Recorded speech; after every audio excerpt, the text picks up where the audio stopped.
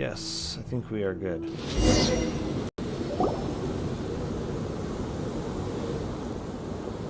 Hold it right there. Heading to the desert, are we? I would think twice if I were you.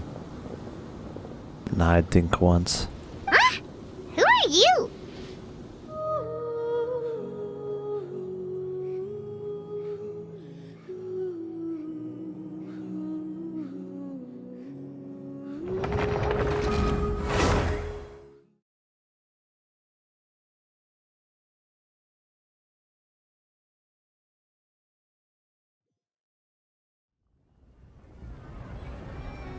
Well,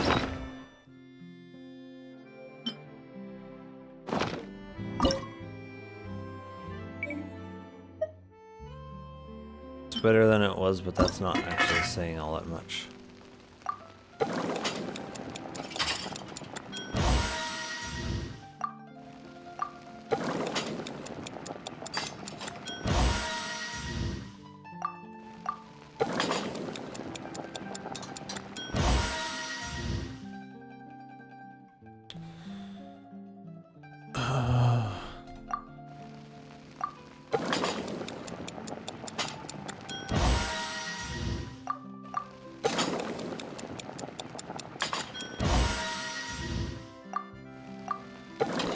I just don't know why this is so bad. Oops.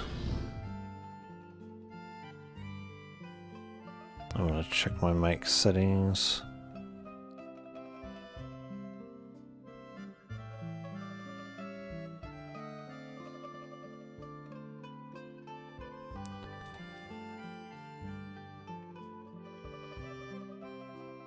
Okay.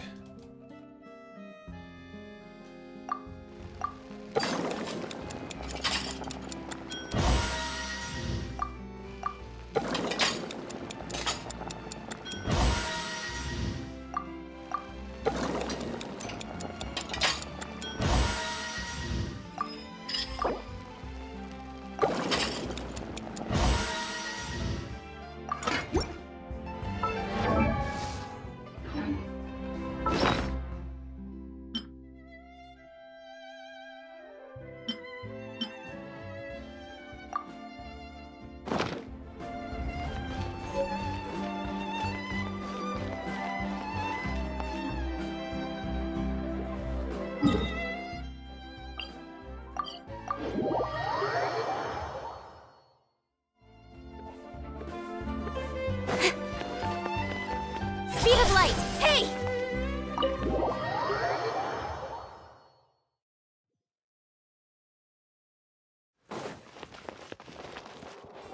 Incoming!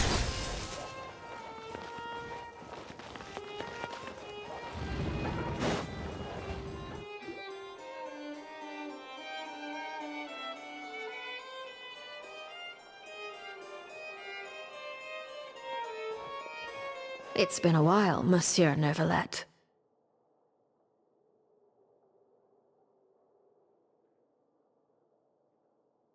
I must say, I wasn't expecting my meeting request to be approved quite so quickly. The Palais Mermonia operates with an efficiency worthy of admiration. It is only right that an esteemed diplomat such as yourself should be afforded the proper level of respect. Although, if I may speak plainly, I must confess that I did not anticipate we would have the occasion to meet again after presenting you with the Gnosis. I see you brought the Traveler and Paimon with you as well.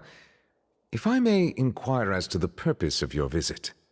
I'll be departing Fontaine shortly. There is, however, an outstanding matter that I would like to see resolved before I go. It requires a rather lengthy explanation, I'm afraid. So I took the liberty of explaining everything in this proposal. Please review it at your leisure, Monsieur Neuvillette.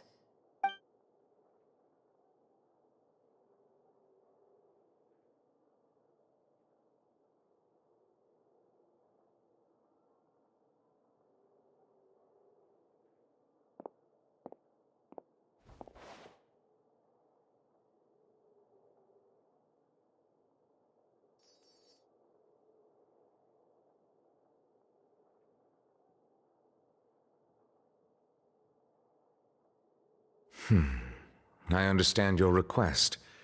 However, at the risk of causing offense, I must admit that I fail to see why you would wish for such a thing. I heard you have a certain fondness for water tasting, Monsieur Neuvillette, so allow me to use water as an analogy. A family is like a large body of water with countless rivers flowing in and out. As someone who watches over this system, I would hope that each river that flows from the source will eventually reach the ocean. Of course, objectively speaking, I know this is impossible. Most of the rivers will dry up along the way, disappearing into the ground and leaving nothing but a barren riverbed behind. Not all rivers are destined to reach the ocean, but I would not see their existence rendered meaningless. I believe the water that flows within them is simply meant for a different destination, like a field in need of irrigation. Or perhaps the glass of a certain water-tasting enthusiast. Did you get any of that, Traveler? Your words paint an optimistic picture indeed. Allow me to remind you, however, few among us are willing to sip from a glass filled with tainted water. It may have been tainted at one point in time, but not to worry. I'll make sure it's strained of all impurities and returned to its cleanest form.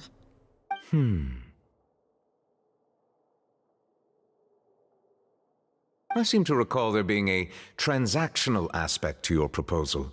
Perhaps you could expound on that? If you accept my proposal, Monsieur Neuvillette, I will gradually withdraw my forces from Fontaine. And, unless absolutely necessary, I will no longer carry out any special missions within Fontaine. I presume I can take your words to mean that, in the future, cases similar to the Tartuffe assassination will cease to cross my desk? Tartuffe? Ah, that thief who embezzled funds from all those charities, you mean? My deepest condolences to his family, but without any evidence, I cannot imagine how the House of the Hearth might have been involved in his passing.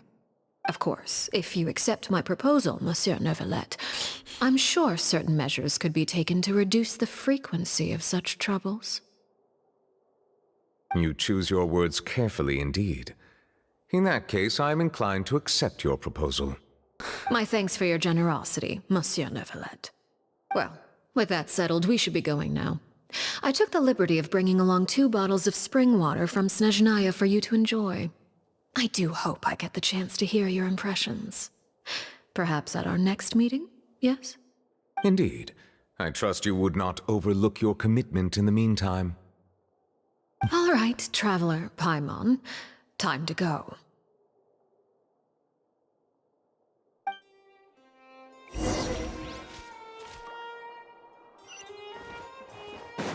Don't blink!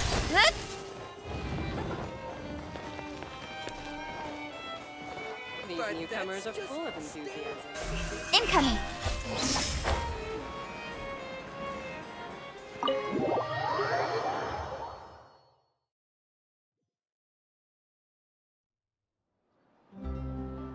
So, what exactly were you talking about back there? Paimon only heard you mention some rivers, a large body of water, and then some kind of irrigation scheme. You really want to know? I would imagine there might be more pressing concerns at the moment. Winnie, Paimon really hopes everything's going okay. Oh, Paimon recognizes that look. You've got your thinking cap on, don't you, Traveler?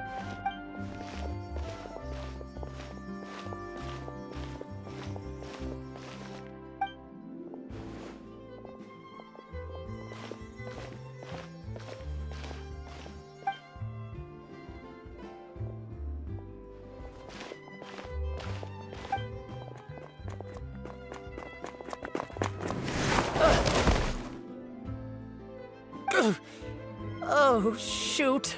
Are you all right? Oh, jeez. I'm so sorry. I was so focused on selling these papers, I wasn't looking where I was going. Well, let me make it up to you at least. Here, take this paper.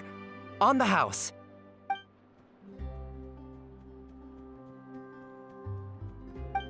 Yeah, we know him. Oh, you don't have to give us anything. Please, I want to. It's not like I'm short on supply. All the extras will be useless come tomorrow anyway. It's my fault, really. I was just trying to bring home some extra mora for the family, but I bit off more than I can chew. I haven't had many takers today, so I'm still swimming in papers. What's going on here? Nothing much. I just ran into your friend here on accident. I should probably get going, actually, so...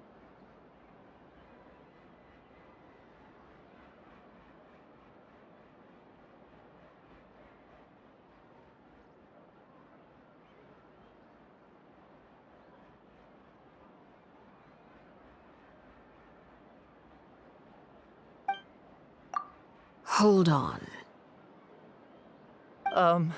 Of course, I'm happy to compensate you with mora, it's just... I don't have any on me at the moment. I'll take 3 papers. Here. Your payment. Oh! Thank you for your patronage. May the Archons bless you with good fortune. If only I had the chance to run into such generous customers every day. I should probably just take on a smaller inventory though, right? I'm getting married soon, so sometimes it's hard to not get ahead of myself. Anyway, I should head out. Goodbye!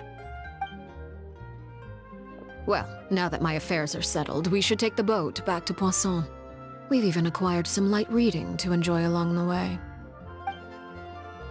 Actually, why don't we stick around for a little longer? Paimon just realized how hungry she is. She can't head back to Poisson on an empty stomach.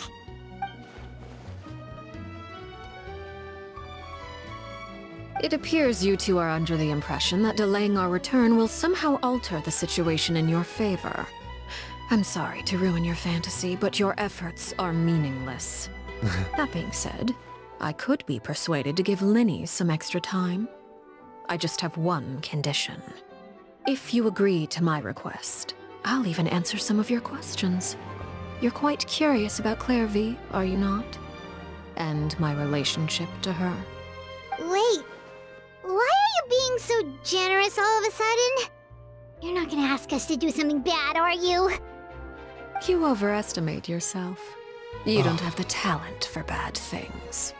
Then what can you possibly... The most important consideration in a negotiation is that both sides receive something they want. Demands and threats only get you so far. Wonderful. Here it is. When the time comes, make the choice that you deem most appropriate in the situation, and lend your help to the House of the Hearth. Okay, sounds normal enough. But what do you mean, when the time comes? When is that supposed to be? That is for you to decide. Hmm. Then we have a deal. Very Follow me. suspicious.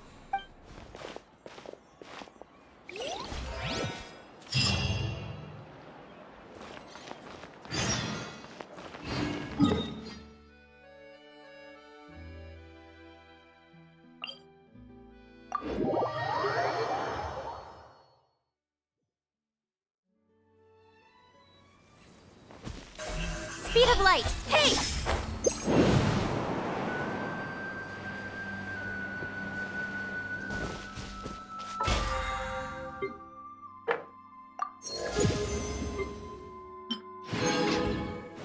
Incoming! Huh?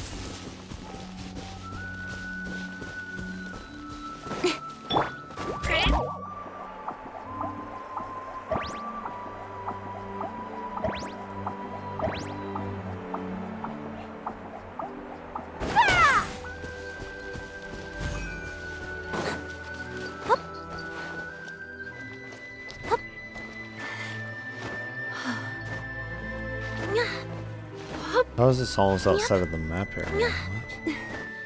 That's weird. Yep. I have to go like this way. Speed of light.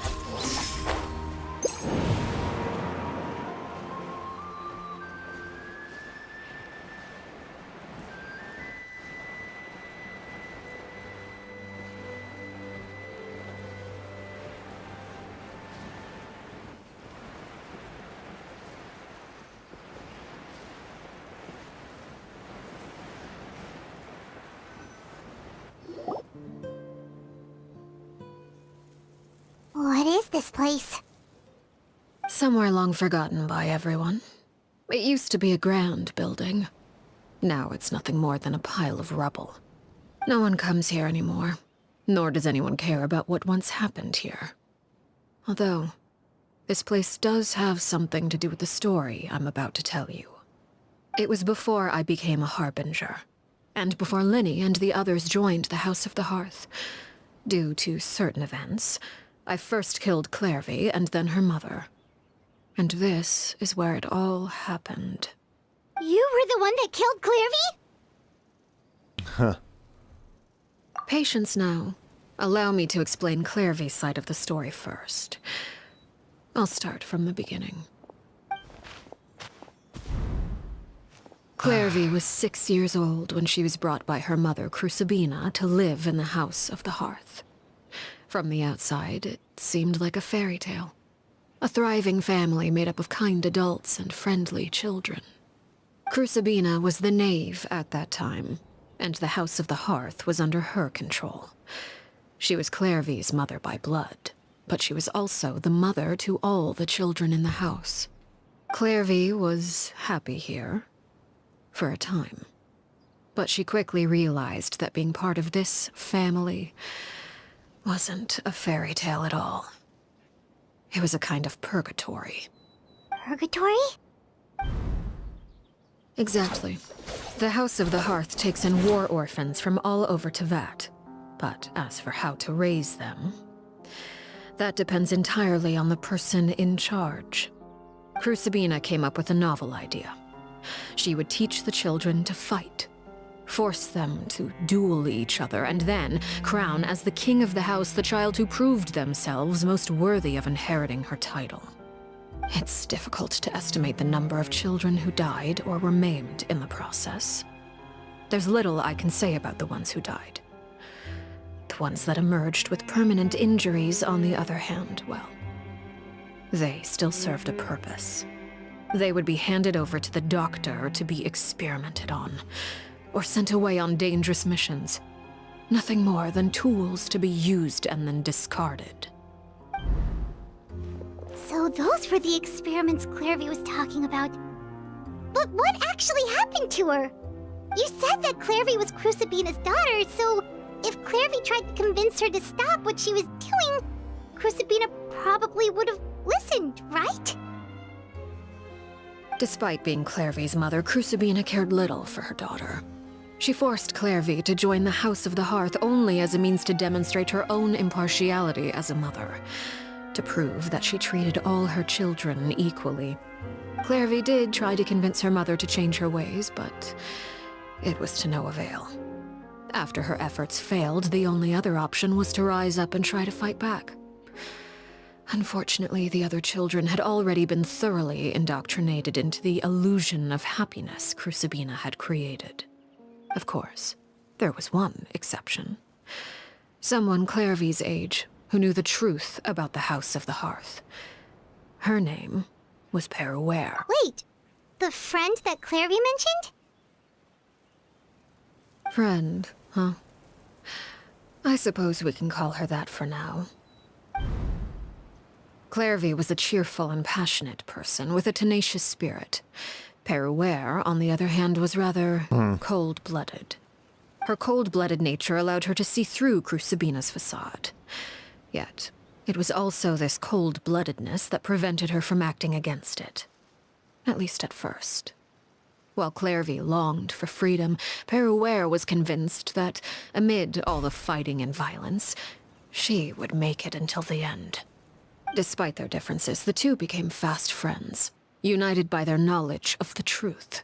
Clairvy told Peruere that she hoped to create a real family, where no one would be killed or sacrificed. There may have been a certain naivete to her ideas, but Clairvy proved her determination many times over. She tried countless times to run away, ask for help, or expose the truth. But her efforts only earned her beating after beating. The only thing that kept her going was her strength of will. Even with her body racked with pain, she would still stand on her tiptoes and open the window at night. She and Peruere would look out at the moon together, a fierce longing for freedom shining in her eyes. But one day, that light simply vanished. Oh no. What happened? Her hopelessness resulted from a culmination of things. 10 years had passed. 10 years worth of failure after failure. She and Peruere weren't children anymore, but finding any chance to escape still seemed as hopeless as ever. It was during this time that Peruere suggested a new plan. If escaping was out of the question, why not take down the very person sitting on top of this throne of lies? Mother herself. Clairvy rejected that proposal. She claimed that, as a famous harbinger, Crucibina possessed an unimaginable amount of power. Trying to kill her would have an incredibly low chance of success.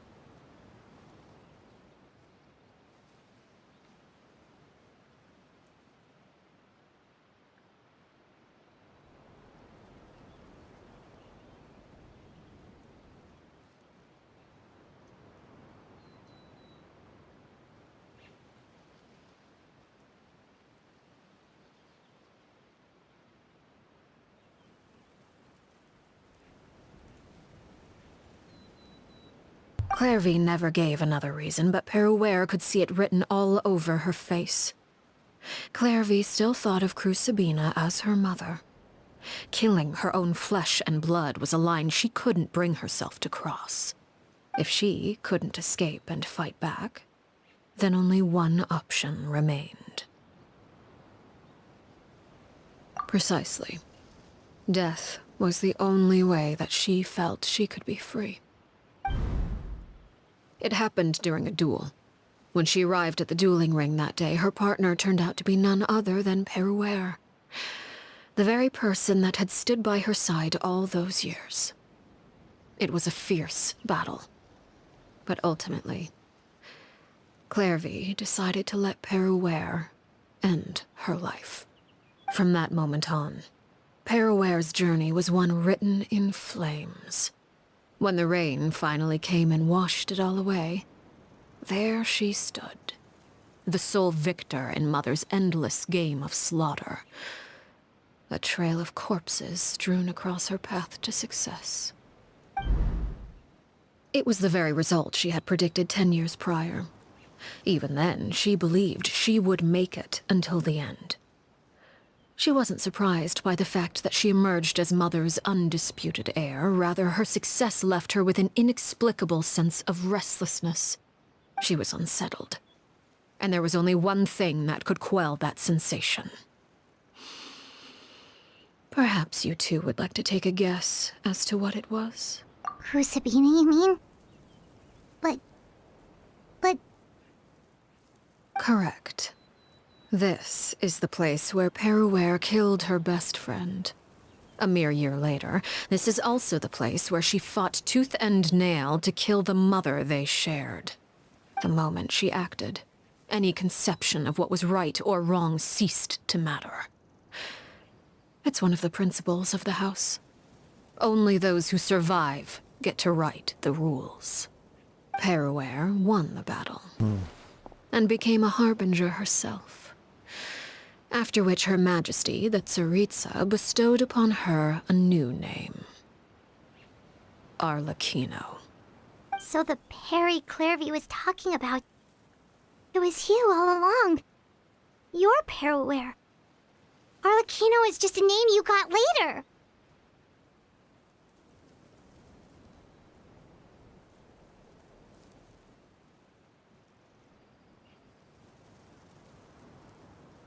I left that name behind long ago. I must say, hearing it now does bring back memories. After I defeated Crucibina, the moniker of Mother died with her. I chose to forego the title she called herself and even chose to give up my own name. I rebuilt the House of the Hearth under a new identity. Not only as Arlecchino, but as father. And that is where the story ends. Any more questions?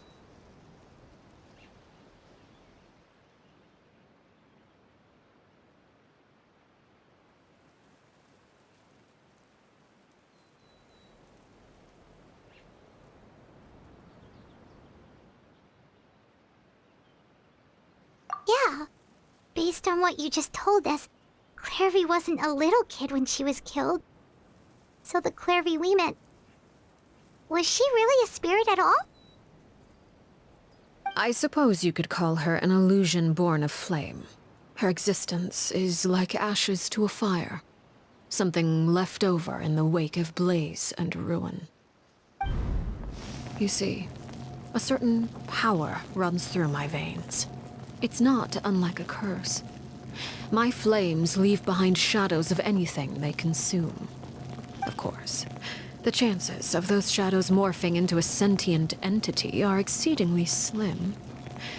Clairvy is a very special case. Clairvy died when she was 16 years old, but what emerged from the flames was her 6-year-old self. Her appearance wasn't the only thing affected. Most of her memories were lost to the blaze as well. Memory is a mysterious thing indeed. Losing a portion of your memories will alter your sense of self. Lose 10 years' worth, however, and it would be like living in the past. Like returning to a version of yourself that never grew up. No wonder Paimon got such a weird feeling when we were talking to her. Perhaps I should put it this way. Clairvy is someone trapped in time. It may seem like she exists with us in the present, but she truly lives in the confines of her own past. So if all of that is true, then you must have known about Clairvy for a long time. Indeed. She's a rather volatile and unstable entity. Sometimes she would look after the children. She's even saved some of their lives. But other times, she would hide from me and become obsessed with revealing the truth about the house to anyone who will listen. Shadows don't have the capacity to learn or grow.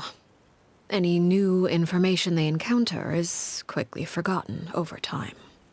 Your attempts to expose Clairvy to sunlight, they failed, yes? The reason is actually quite simple. In Clairvy's mind, the house is impossible to escape, and it is this very perception that traps her there. But no matter. All I have to do is kill her again, and all will be resolved. I don't anticipate so much as a single speck of ash will be left behind this time. Wait! Paimon can understand why you might want her gone, but isn't there another way? So what if she's trapped in her 6-year-old self? She's still your friend! At least talk to her first! It's too late for that. She broke the rules, and now she must be punished. That goes for Filial and Nantoy as well. She's had quite the effect on them.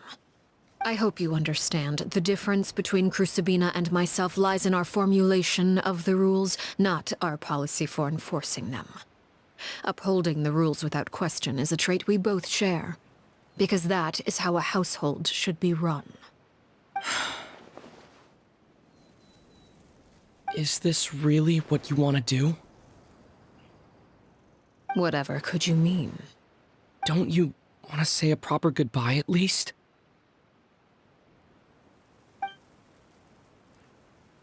Whether as a killer or as a father, there are two things that must be avoided at all costs: anger and sorrow. Anger makes you impulsive. Sorrow causes you to waver. Well, it appears it's about time to proceed. Before we arrived, I told some of my well-behaved children to bring our troublemakers here by nightfall. I do believe I've kept my end of the deal. I gave your friends quite a bit more time. As for what happens now, we'll just have to wait and see.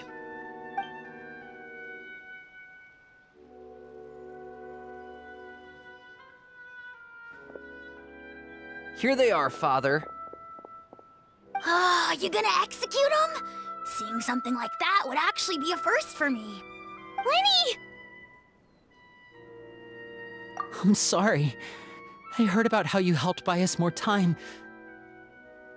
But I still failed. I couldn't find a way to fulfill her wish. Huh? Are you... Perry? Indeed, it's been a while, Clairvy. Perry! Shh, stay right there. I'm sorry to postpone our reunion, but first, I believe certain scores need settling.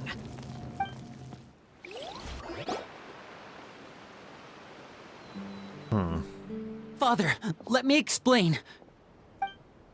Out of my way. Father! You chose to conceal a threat to the house, and for that, you must be punished. Overall, however, I suppose your wrongdoing is hardly the most egregious of the bunch, so I'll deal with your punishments later. As for right now, the more pressing concerns are the traitors among us. By traitors? Do you mean us? Father, let me explain. We didn't mean to... Fultz, why don't you share what you heard? Yes, Father. Secret Midnight Meeting number 3. Participants, Filial, Nantoi, Sato, Toddy. Nantoi clearly said, if only Father wasn't the one who took us in. Sato added, I'm sick of this life. I just want to live as a normal person. Filial was the worst of them all. She called us crazies and said a bunch of mean things about Father. I did not! You're lying! Fultz is trying to frame us. It's not like I'm the only one who heard those things. After that, you and Toddy and a bunch of other people started talking about Clairvy. You were using all those things Clairvy brought up as an excuse to question Father. We're birds locked in a cage. The only way out is to destroy it. That's what you said, wasn't it? You little.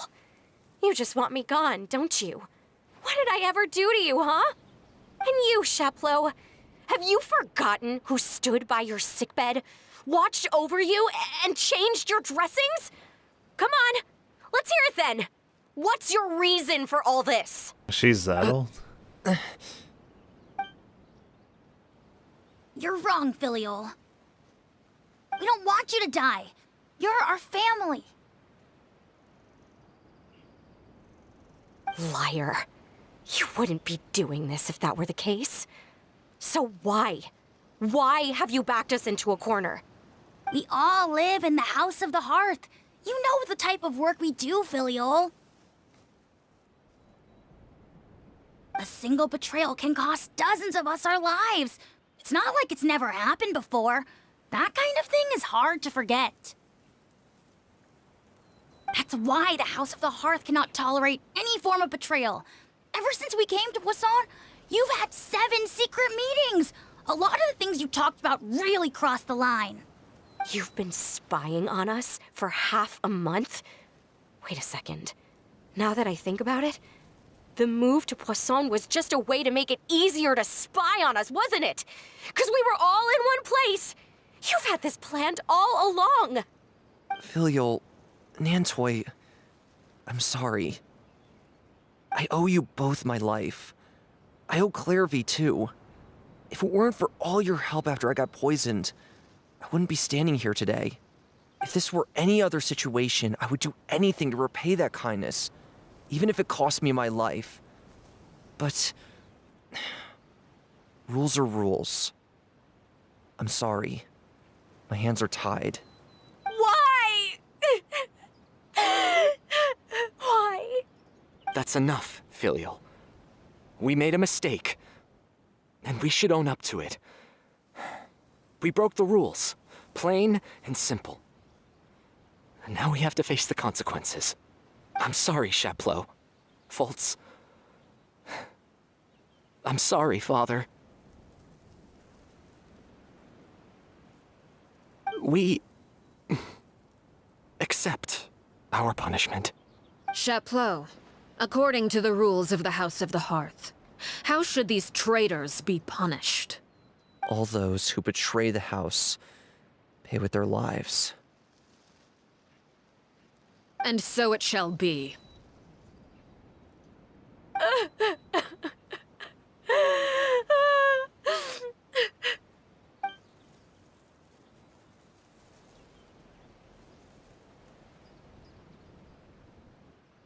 Father, please wait!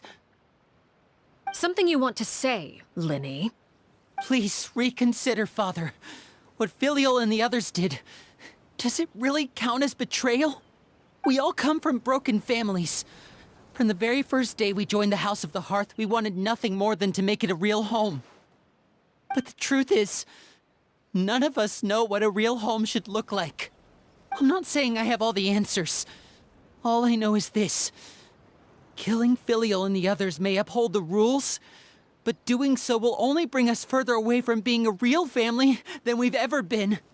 So please, Father, please reconsider. I agree with Linny. Father, please. Linny, you...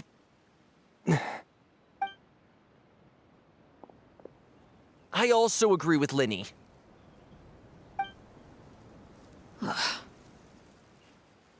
An order once given cannot be rescinded. However, given the extent of your determination, I suppose we shall have to go about this a different way. Draw your weapons and face me. Our weapons? Father, are you referring to a duel? Precisely. The rules of the house will not be altered. Traitors must be punished. However, resolving disputes with a duel is also one of our rules, one that also applies to me. Demonstrate a sufficient showing of strength, and I shall offer a concession. Wait.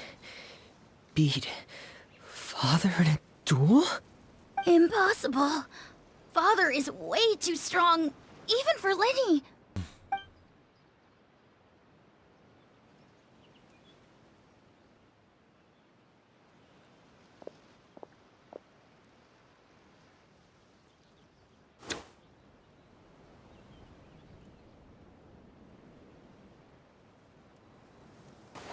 Hey, how's it going? レストリーンボットセズ YouTube ジョシャウエスカロナ Did you hear that, WOW Linny and the others have to duel the knave. What should we do? Can they really win Sorry something that like the that? stream is probably... If they lose, those getting people from the house crappy. are really gonna be executed. Internet is Hey, being are you stupid right listening? now.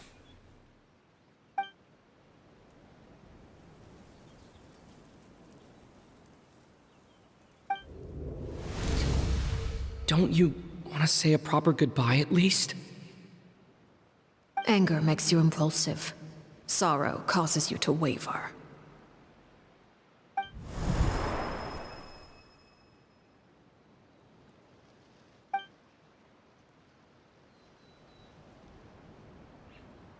Oh. Looking at that expression on her face, she seems really serious about this. Guess that means there's no chance she's throwing the duel on purpose, huh? レストリーンボット says YouTube ジョシャウエスカロナエリトルビット Oh, it's probably a lot worse than just a little. When guests are around, families are often on their Bit best rate is behavior. horrible right now. And any disputes are less likely to escalate. When the time comes, make the choice that you deem most appropriate in the situation, and lend your help to the House of the Hearth. What's wrong, Traveler? Hey, where are you going? Traveler? You're asking to join the duel against the knave? I'll allow it. We do have a ready-made dueling ring at our disposal, after all. All I would advise is this. Keep a firm grasp on your weapon, and give it your all. Any less, and you may just lose your life. This is probably gonna be a difficult fight. Sign here, please! Is it my turn now? Maybe. With these rising flames! Don't blink! Hey! Incoming! Nowhere to hide! And voila! Scatter! Germinate! I'll settle this! Speed of light! Now that's more like it. Is it my turn now? With these rising flames! With sword comes shadow! Father's even stronger than I expected! With the thrall of darkness, destruction shall rise! Have a taste of purgatory!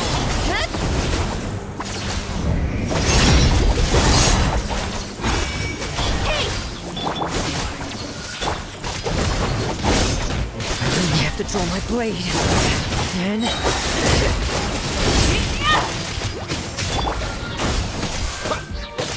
Spring forth! Dissipate! Lightning! Shuriken! Incoming! The count Definitely made her really tough. Press delivery!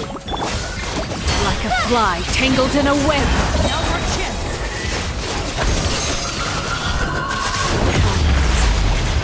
Not bad. You've proven to be a worthy opponent after all. It's gonna be enough for my silent energy. Speed of light! With sword comes shadow. There's even stronger than expected.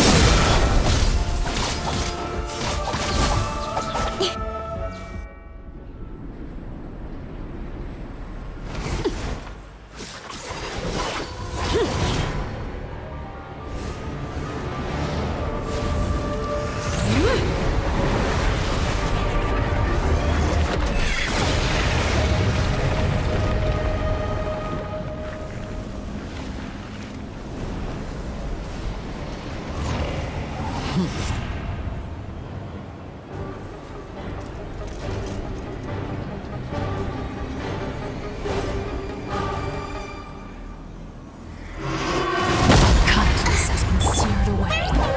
My blade is all that remains. Stand with me. I'll settle this. Incoming. Step back. Cut to the chase. Speed of light.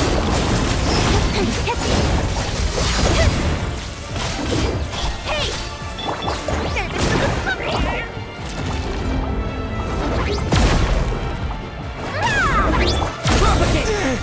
Oh, Now's our chance. Over here! The sun and moon have set. Only ruin remains. Dissipate! Struggle in vain. let's get some of the health back here. Watch out for Father's movements. Look out!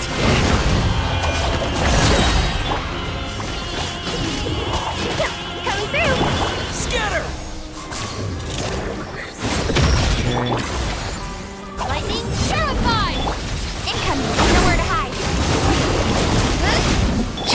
Now's our chance. Over here!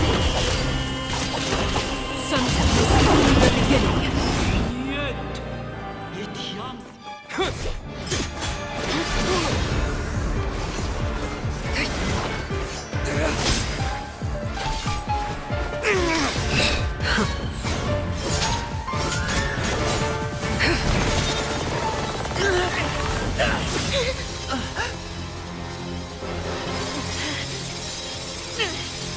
You should know better than to crowd in one place.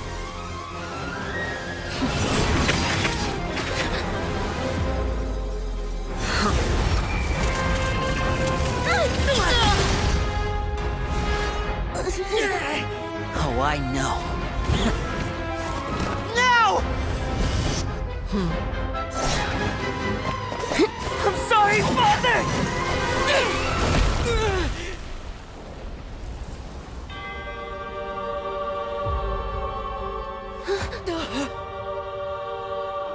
Sorry for what? This pitiful excuse for an attack.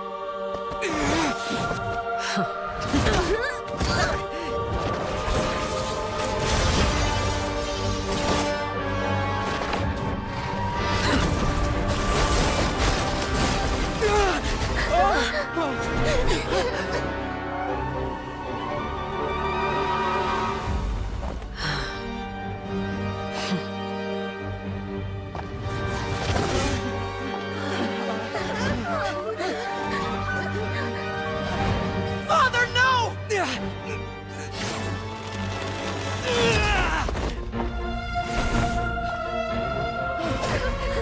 Made it out, did you? You're stronger than I expected. Well, of course the Traveler is.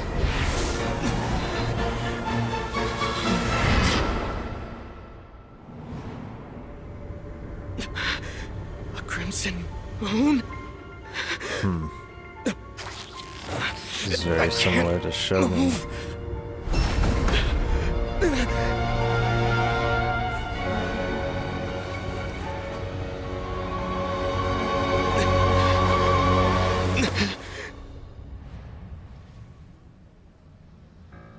Still, not strong enough to beat me.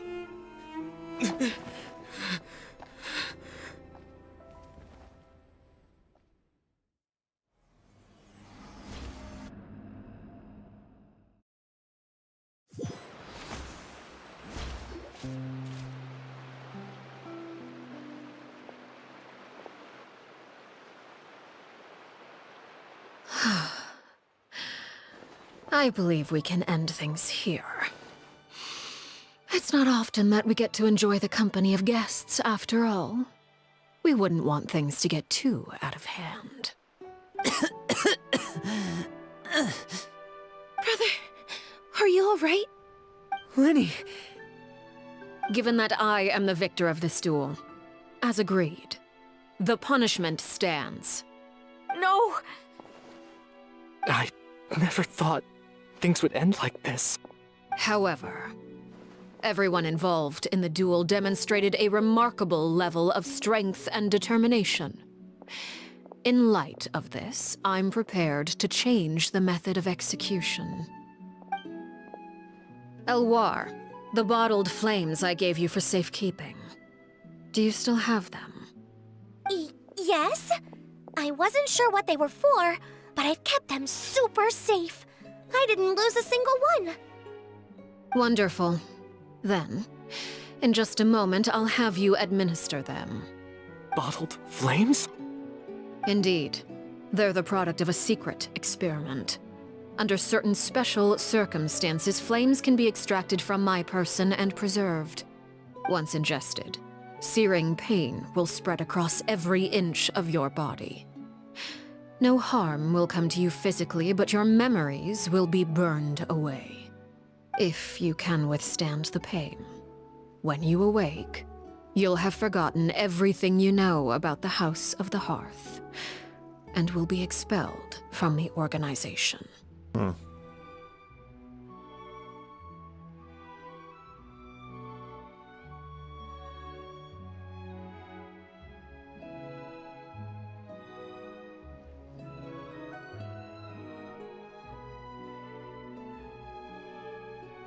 In other words, administering this concoction will kill the version of you that grew up in the house, and give you a new identity.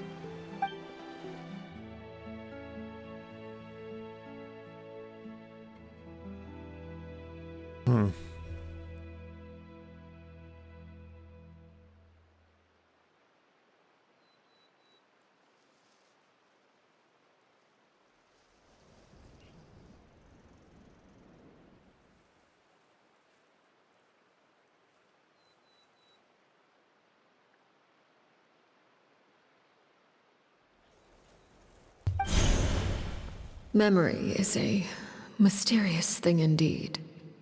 Losing a portion of your memories will alter your sense of self.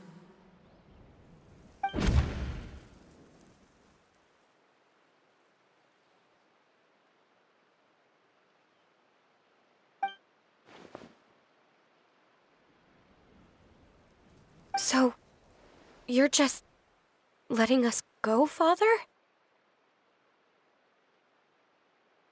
You misunderstand. Memories are extremely important. Once consumed by flame, the version of you standing before me will die, and our secrets will die with you. So no, I don't intend to just let you go, because the person who survives will be nothing but a stranger. Even so, I won't have to live in fear anymore. I'm sorry, Father. I'm sorry I let you down. But I really... Don't cry, Filial. You haven't left the house yet, so there are still rules to be followed, yes? Remember what I taught you. Anger makes you impulsive, sorrow causes you to waver.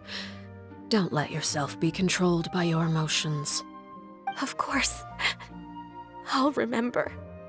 Dry your tears, and go pursue the life you really want. Yes, Father. Chaplot, Foltz, Elwar. Take them back to Poisson. And bring Linny and the others as well. I prepared 3 extra vials of bottled flames. As for whether to take them, the choice is yours. Goodbye, children. The next time we meet, I will no longer be your father. Thank you for all you've done for the house. I hope you have bright futures ahead of you.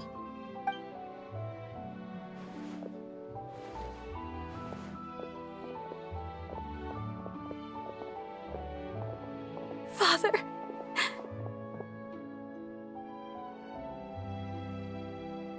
Let's go.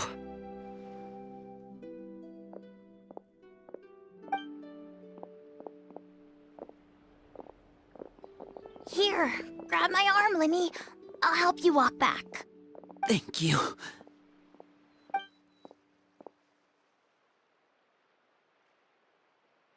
Clairvy.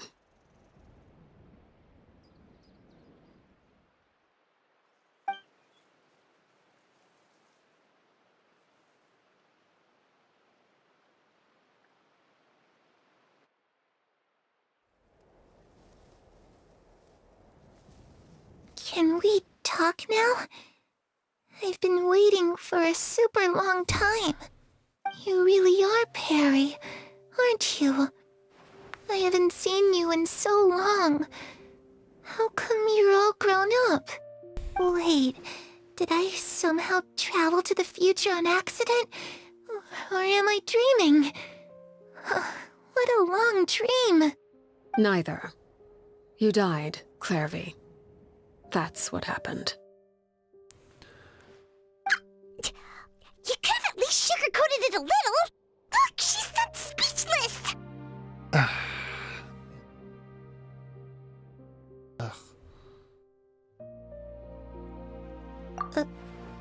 Oh.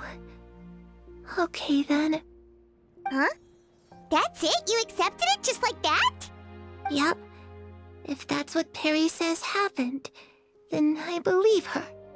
Perry wouldn't lie to me. Plus, I don't really need to know why I'm like this.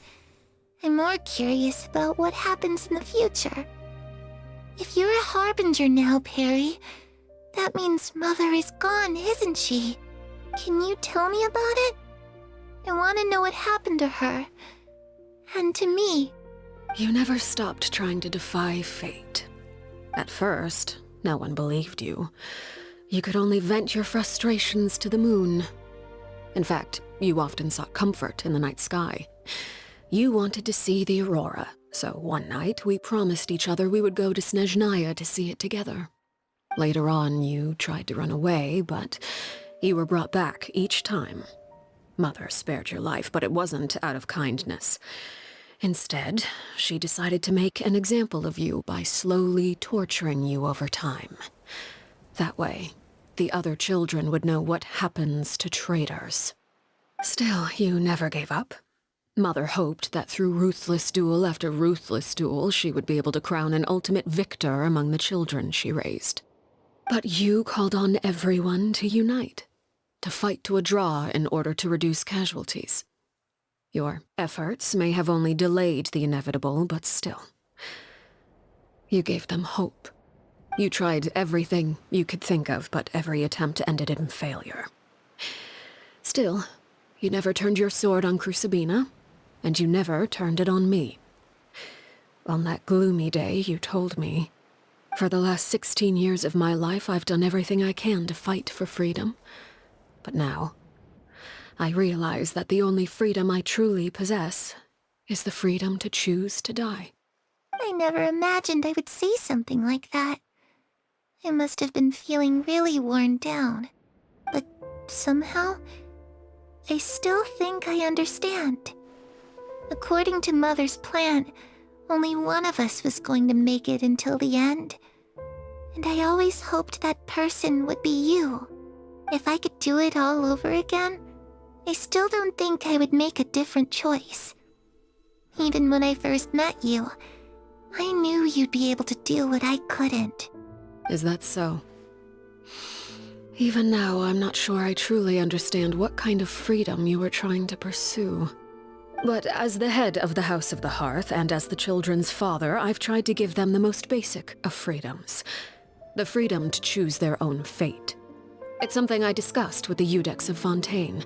The children who want to leave the house will have their memories wiped clean of all secrets pertaining to the organization. In return, they will be allowed to live a normal life in Fontaine without being prosecuted for their past.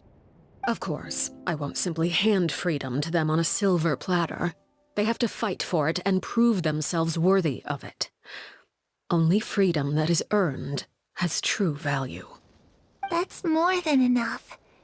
That's exactly the kind of life I was fighting for. You know, Perry, I think you're a pretty amazing king, and a really great father, too. I'm really happy that you're the one who took over the house. I guess I do have one regret, though. I still haven't seen the outside world. Well, it just so happens that our dear guests over here have been to many nations and traveled to countless places. Perhaps they would be willing to tell you what the outside world is like. Really?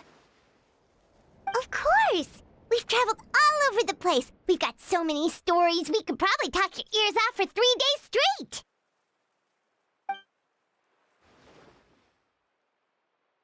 You know, I used to dream of being a bard, playing the lute while singing into the winds of freedom. Even if there was no one there to listen, I would have continued to sing no matter what. Ah, that's where Mora comes from. I never knew that before. If I had some Mora, I would buy 3 new dresses. One for me, one for Perry, and one for Mother. It's just too bad Perry doesn't like wearing dresses. And Mother, well, she probably wouldn't accept something like that either. I guess I'd just have to keep them all for me then. I could wear a different one every day. Those yokai you mentioned, what do they look like? I once saw a drawing of this one guy with horns on his head and a super scary face. Are there any yokai like that? Oh, sounds like you're talking about an Oni. Yep, we've met one, and let Paimon tell you, they're not nearly as scary as they look.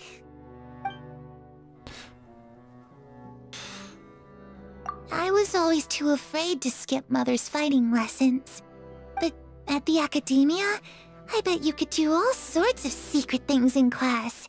Things that have nothing to do with studying. I'm just kidding. Being able to study whatever you want without having to fear for your life actually sounds pretty great.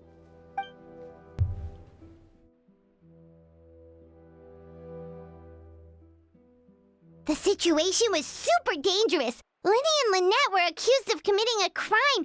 and they were going to have to stand trial at the Opera Epicles. Oh no, that must have been hard for all of you. What happened next? Don't worry, we were able to turn the situation around super quickly, all thanks to Detective Paimon, of course. How'd you do that? Come on, tell me. Okay, so it was like this.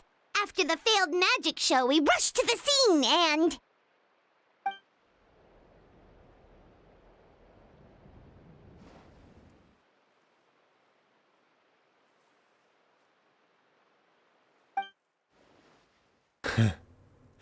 Oh, Paimon. Shadows don't have the capacity to learn or grow.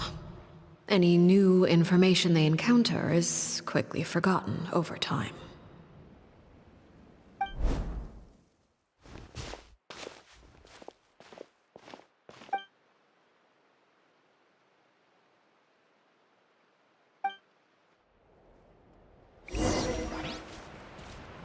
Will she remember? Harvey, you've worked tirelessly from the shadows to overthrow the House of the Hearth. Now, by my authority as the Knave, I shall announce how this matter ends. You are hereby expelled from the House of the Hearth. You are no longer tied to this place, nor are you bound by its rules. You're saying that I can finally leave? I get to experience the outside world as well? Oh, I almost forgot. There's no getting older for me.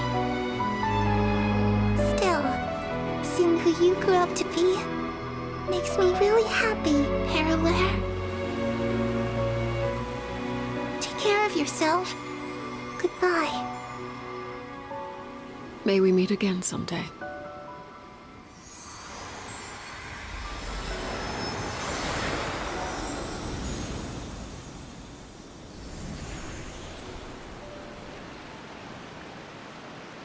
Clairvy. She left so soon. Paimon didn't even get to finish her story. I also have certain sentiments left unsaid. I wanted to tell her that the aurora I saw in Snezhnaya was just as beautiful as the ones in the pictures. But a shadow's memories reset at dawn. Had we delayed any longer, we wouldn't have had the time to say goodbye. Whatever regrets may linger, let them be lost to the coming of a new day. Father? It's Linny! Hey, Linny!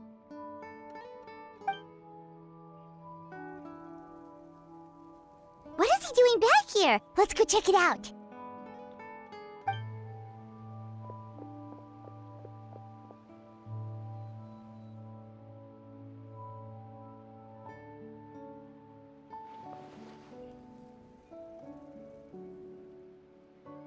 Father, the bottled flames have been administered. Filial and the others have left the house. And you? What have you decided? Thank you for giving us that choice, Father. But we never wanted to leave the house. It's the only home we've ever known. Lynette and Fremine feel the same way. They're recuperating back at the Hotel Bouffe d'été. But I decided to come back and tell you where we stood. I'm sure you're well aware of the expectations I have for you. I want you to follow in my footsteps and become the next king of the house. Yet you seem to have different ideas. I must admit, I'm rather surprised by your decision to stay. There's nothing wrong with choosing to live a quiet life. Leading this organization is a heavy responsibility, one not so easily carried by someone forced onto the throne. I just never understood what you saw in me. What made you believe I was deserving of that throne? You're brave, talented, and, most importantly, you cherish your family. You would do anything to protect them, even if it costs you your life.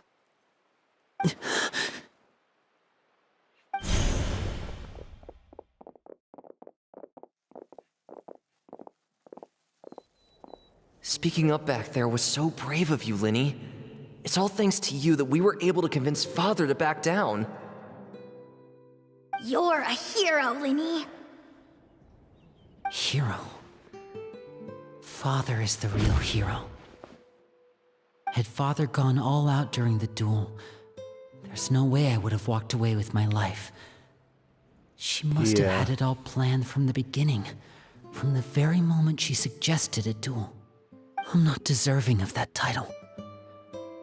I'm not strong enough or smart enough. You're wrong. In my opinion, all you need to be deserving of the throne is conviction and the necessary strength to act on it. We may have different ideas of what it means to be a family, but you can hardly be said to lack conviction. What you truly lack is strength. For someone of your talent, though, that's something that will come with time.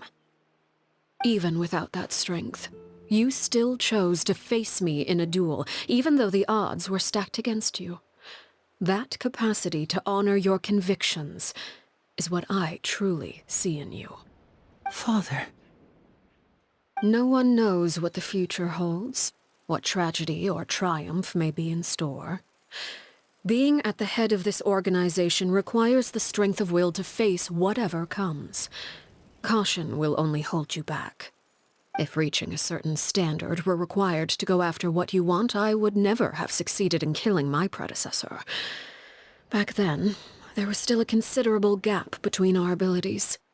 Strength may decide the ultimate victor, but those who let a lack of strength dictate their decisions or undermine their convictions will never be worthy of the throne.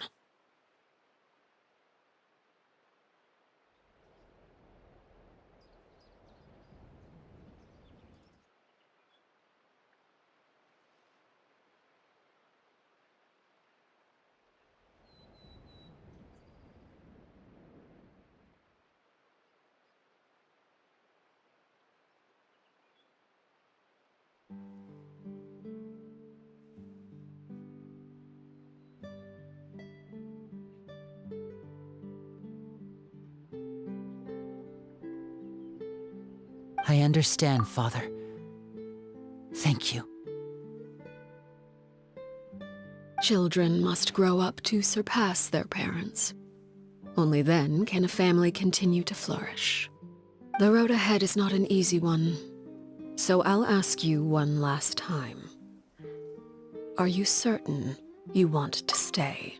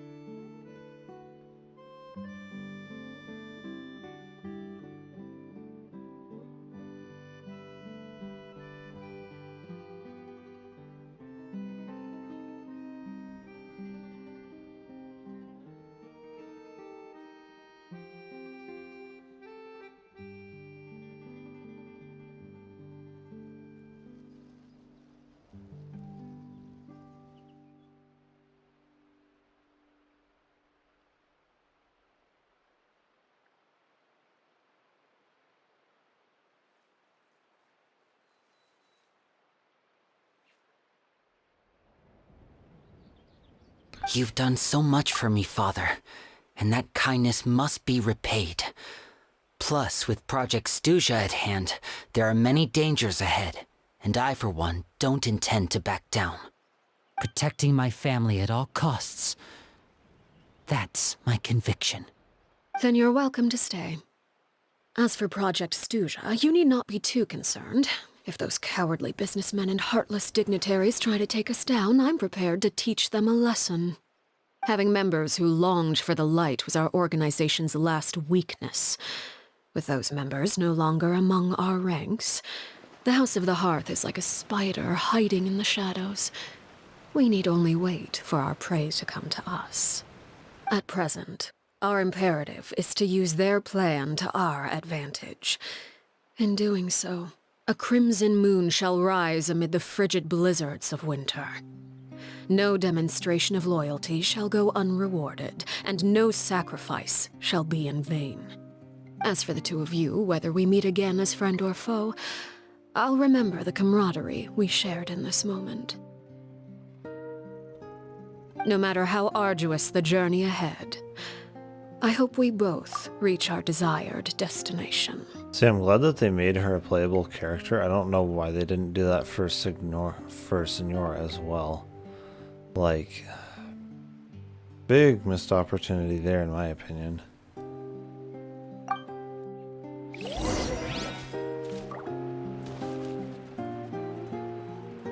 They want us to wait 2 days.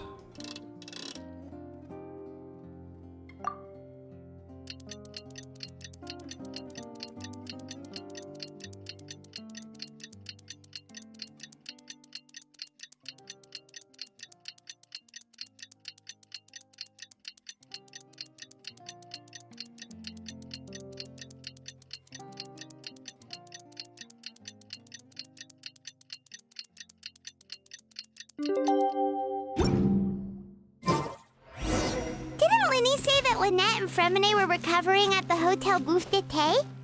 Oh, Paimon wonders how they're doing. Maybe we should go check on them. Well, they've probably died by now. Just the norm, you know.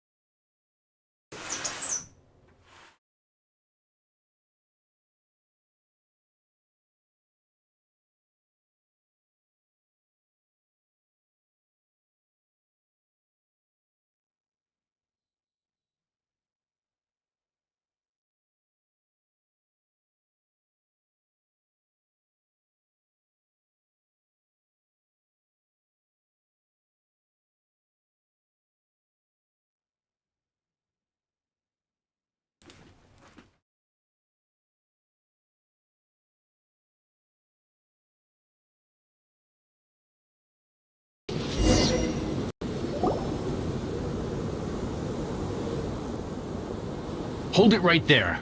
Heading to the desert, are we? I would think twice if I were you. Nah, I'd think once. Huh? Who are you? That doesn't matter. All you need to know is that someone wishes to inform you that it's not too late to turn back.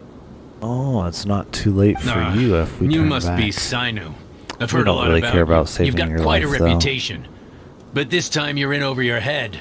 Unless you turn around right now, I'm afraid that even you won't return unscathed. You want forgiveness? Get religion. And as for you two, why bother sticking your noses in trouble that doesn't even concern you?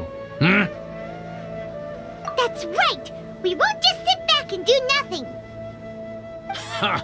Have you really thought it through? You're not just doing this for recognition, are you, Sino? My employer said that he's willing to compromise as long as you just walk away. He could, for example, reduce the amount of canned knowledge on the market. I'm sure that would help your investigation appear to be successful enough. On top of that, he's willing to give you a cut of the profit. So you see, you get both Mora and a boost to your reputation. I can't think of a reason why you would pass that up. Is that so? Corrupt? Well, I can't think of a reason why I'd accept. I've heard enough. Get out of my way. Sorry, no can do. We're getting paid to ensure you disappear. Since you won't turn back willingly, then we're gonna have to make you go back. You can try. Happy to oblige. Nowhere to run! Steady us! Protect us! No, my sword! The fuse is lit!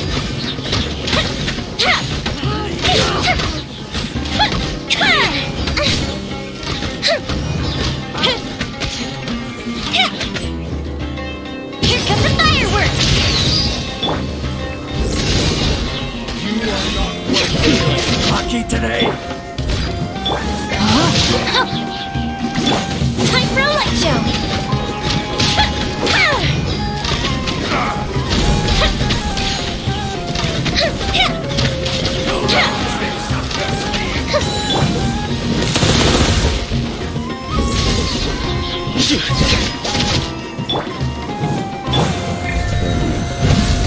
it all to me. Let the show begin. Rain Cutter, no, my sword. Fire hazard. You won this one. This doesn't change anything. Still You're got in the over your moves. head, Sino. There will be others coming for you. You'll regret it. I forgot the part where that's my problem. Let's get out of here. Stings, doesn't it? No need. Even if we apprehend them, there'll be little information to gain. Besides, it might also be a trap. Like that would matter. Alright, we back.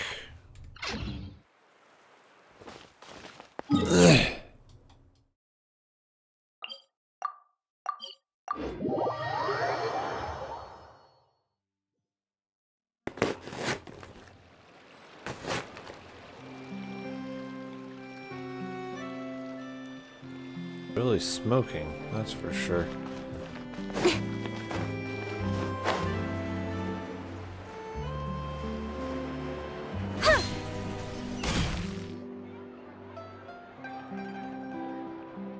Lynette, Fremine, how are you feeling? Much better. Maybe. Whew, what a relief. What about you? Are you feeling alright? I knew you'd come out unscathed. Us, on the other hand, well, we've been bedridden for 2 days. I couldn't even turn over. Oh, and I wanted to ask, is Clairvy gone? Linny and the other members have left Poisson and returned to the House of the Hearth. According to him, there haven't been any more sightings of a spirit roaming the house.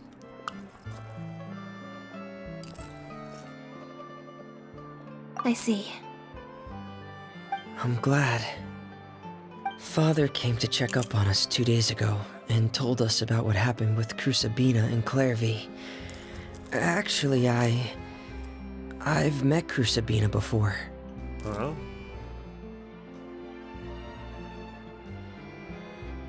Did we meet her before joining the house? Wait, what? You've met the former knave? Crusabina died a year after Clairvy. It was during the year between their deaths that I joined the House of the Hearth. Crusabina had an extremely cruel and radical way of doing things. While she was alive, the atmosphere in the house was suffocating. When I joined, though, the experiment she valued so much had already come to an end, and all the people involved, dead and injured alike, were gone. Crusabina never talked about the past with us newcomers. A couple of months after I joined, Father killed Crusabina and burned all her files. With that, the names of all the people subjected to her experiments, Clairvy included, were lost to the flames, along with the painful memories they represented. Father took in Lenny and me a couple months after that, but she never mentioned anything about Crusabina or Clairvy. It really seems like something she was planning to keep to herself. The last time you talked to her, did she mention why she kept it a secret for so long? She said she didn't want us to be affected by the darkness of the past. She was worried we'd develop a false sense of gratitude towards her if we knew about it. The foundation of a family should be free of any corrupting influence. Whatever happened in the past, it has nothing to do with who we are now. And that's what Father told us in the end. But I still thanked her for everything. It was only after hearing about what Crusabina did that I finally realized how insignificant our lives could have been. The members of the house meant nothing to her. To say that she valued them in any way, even just as a tool, would probably be giving her too much credit. If Father hadn't taken over the House of the Hearth, I probably would have already... Father rarely brings up the fact that she saved us. She doesn't believe that being indebted to her should be what ties us together. But even if we didn't owe her anything, we would still choose to stay. Because this is our home. We may have arguments or times when we feel wronged. Some people may even choose to leave. But as long as Father is here, we will always have a home. Whether the path before us is bathed in sunlight or shrouded in shadow, we'll follow Father wherever she chooses to go. So I wanted to say thank you for helping us make it through this crisis. Without your help, we could have lost a lot more along the way. Oh, we didn't do anything, really. Of course. You're welcome anytime. Are Filial and Nantoy okay? I actually saw them at a cafe this morning. They didn't recognize me. From what I could tell, they were drinking coffee and talking about one of the operas that started running recently. They seemed happy. If I had to take a guess, I would say they finally found the kind of life they always wished for.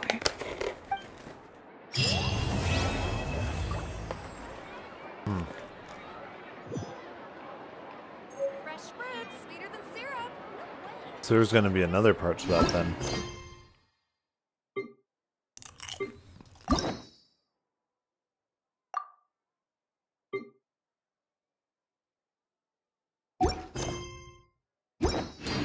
In adventuring, as in business, you always have to seize the opportunity while it's there.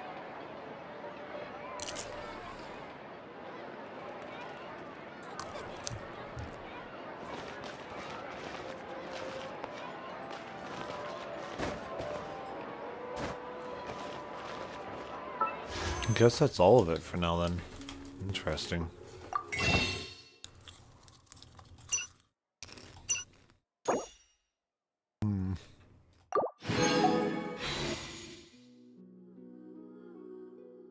Two more.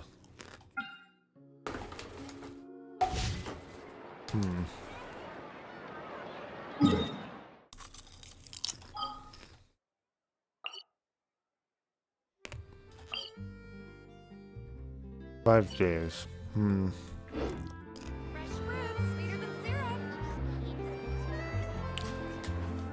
really much I can do to earn more.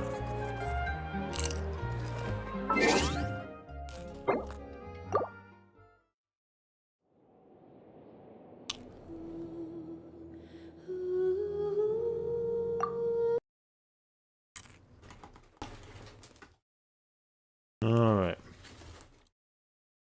Are we gonna end the stream here?